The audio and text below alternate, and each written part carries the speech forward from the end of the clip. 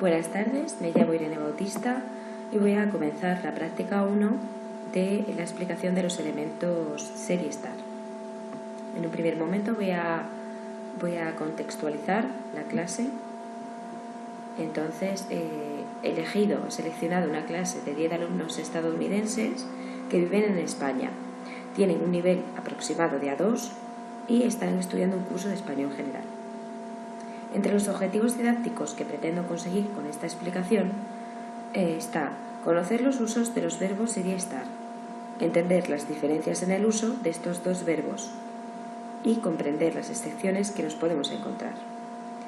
Entonces ahora paso a explicar los contenidos que voy a trabajar a lo largo de esta presentación. En primer lugar, pues empezaré explicando los distintos usos y las diferencias que existen entre los verbos ser y estar. A lo largo de toda esta explicación pondré distintas ejemplificaciones. Después pasaré a concretar algunas excepciones y aspectos a tener en cuenta que se dan en el uso de estos verbos y finalmente pues trataré de resumir todo en un cuadro contrastivo o cuadro resumen. Entonces, sin más, empiezo con la explicación de los elementos ser y estar. Voy a empezar pues diciendo que estos dos verbos pueden ser fácilmente confundidos, de ahí la necesidad de clarificar bastante bien esta explicación. En general podemos establecer pues que el verbo ser se usa para describir aquellas cualidades de personas, objetos o lugares que son permanentes, mientras que, por el contrario, el verbo estar se usa para nombrar los estados temporales de personas, objetos o lugares. Entonces, siguiendo con esta línea, pues vamos concretando que el verbo ser pues sirve para identificar y definir aquellas características que no cambian y también para trabajar la nacionalidad o el lugar de origen, para nombrar la nacionalidad o lugar de origen. Por ejemplo, Lucía es guapa, Lucía es delgada, Lucía es morena o Lucía es española, es de Madrid.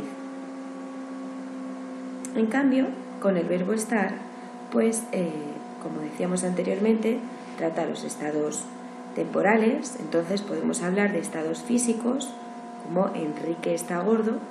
Puede ser que Enrique en un momento concreto de su vida pues haya engordado y en cambio en el resto pues suele ser delgado, por ejemplo.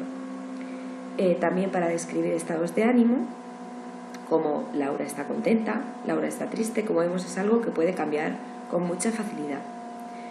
O también para decir el estado civil. Elsa está casada, Elsa está soltera, Elsa está viuda. También debemos decir que el verbo ser es el verbo que se utiliza para describir la posesión, como por ejemplo en esa es mi casa, y que el verbo estar se usa para decir las distintas posturas corporales. María está sentada, María está tumbada. En cuanto a la ubicación de los objetos en el espacio, pues usamos el verbo estar, como por ejemplo en el ordenador está encima de la mesa, el libro está encima de la mesa. Y usamos el verbo ser cuando esa ubicación es de eventos o de acontecimientos, como por ejemplo la boda es en el pueblo, la boda es en la iglesia, el concierto es en el teatro y así. Para hablar de profesiones, generalmente usamos el verbo ser, como por ejemplo, María es maestra, porque es un empleo permanente. Pero cuando hablamos de empleos temporales, podemos usar el verbo estar con la preposición de, porque nos referimos a eso, un empleo temporal. Y el ejemplo es claro, está de ayudante de cocina. Por ejemplo, puede ser Mario está de ayudante en ese despacho. Para terminar con la explicación, pero no menos importante, debemos ver las diferencias de esos dos verbos respecto al tiempo. Y es que tenemos dos conceptos de tiempo. por un lado la unidad de magnitud y por otro el tiempo atmosférico.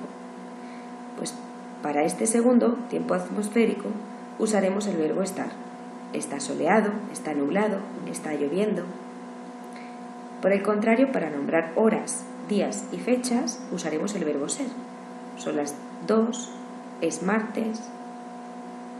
También usaremos el verbo ser para referirnos a periodos de tiempo, pero siempre usando la tercera persona del singular. Es de noche, es de día. Y en este caso, podemos usar el verbo estar seguido de una preposición también para fechas o periodos de tiempo, como por ejemplo estamos en verano, estamos en primavera. Bueno, pues pasamos ahora a ver algunas excepciones que nos podemos encontrar en el uso de los verbos ser y estar. Y es que, como sabemos, en muchas ocasiones estos verbos van seguidos de adjetivos. Y nos ocurre, y por eso son excepciones y casos muy particulares, que dependiendo del uso de un verbo u otro, pues la frase toma uno u otro significado. Entonces yo he puesto algunos ejemplos aquí, hay bastantes más, pero para tener un poco de idea, ¿no? Entonces voy a pasar a explicar un poco cuáles son las diferencias. Y es que ser bueno, pues, y estar bueno, ¿vale? En esta dualidad, pues nos encontramos que ser bueno significa, pues, ser humilde, ser bondadoso, es decir, cualidades positivas. Y en cambio, estar bueno, pues significa ser atractivo. En cuanto a comida, que también eso es en cuanto a las personas, también se puede utilizar ser bueno o estar bueno con las comidas y también tiene un significado diferente. Y es que una comida sea buena implica que es una comida saludable. Y en cambio que esté buena, pues significa que es una comida apetecible, que tiene un gusto bueno, ¿no? Lo contrario de ser bueno, estar bueno, pues sería ser malo y estar malo. Y también comparte esa diferencia con los verbos ser y estar. Pues ser malo, pues implica una cualidad negativa de una persona, como podría ser, por ejemplo, pues agresividad, o una persona que se enfade con facilidad con otra y que se pelee, por ejemplo. Estar malo, por el contrario, es estar enfermo. Y también mantiene esa dualidad como con las comidas. Que una comida sea mala significa que no es saludable, y que esté mala, pues que sabe mal, o bien que se ha estropeado. Luego también tenemos ser orgulloso y estar orgulloso. Ser orgulloso, pues tiene una connotación negativa, y es que es una persona tozuda, y sin embargo estar orgulloso pues tiene una connotación positiva. De ahí la importancia de usar bien los verbos. Estar orgulloso significa que te alegras de los logros que ha conseguido otra persona. Luego tenemos ser inquieto y estar inquieto.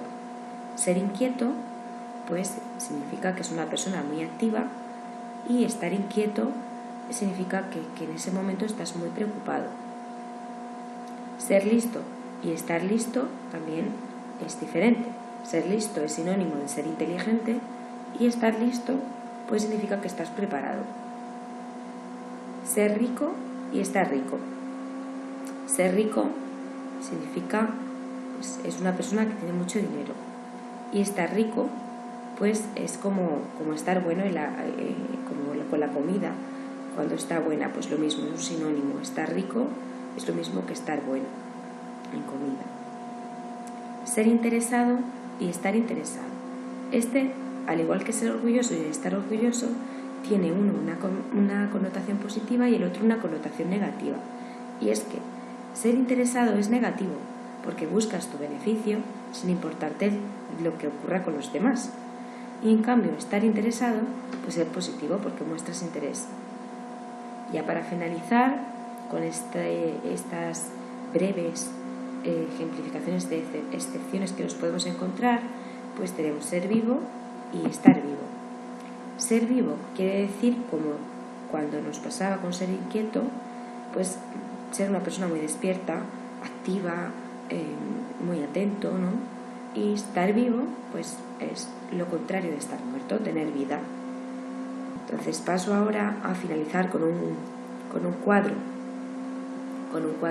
contrastivo y es un poco un resumen de todo lo que le he explicado anteriormente. Entonces, ser para cualidades permanentes o propias de personas, objetos o lugares, y en cambio estar estados temporales de personas, objetos o lugares. Luego, identificar y definir características que no cambian sería para el verbo ser, y la nacionalidad y lugar de origen. En cambio, para el verbo estar, estados físicos, de ánimo y también estado civil. Para el verbo ser usamos describir posesión, y en cambio con el verbo estar, postura corporal. En cuanto a las profesiones, con el verbo ser generalmente, pero también si usamos estar seguido de la preposición de, podemos usarlo.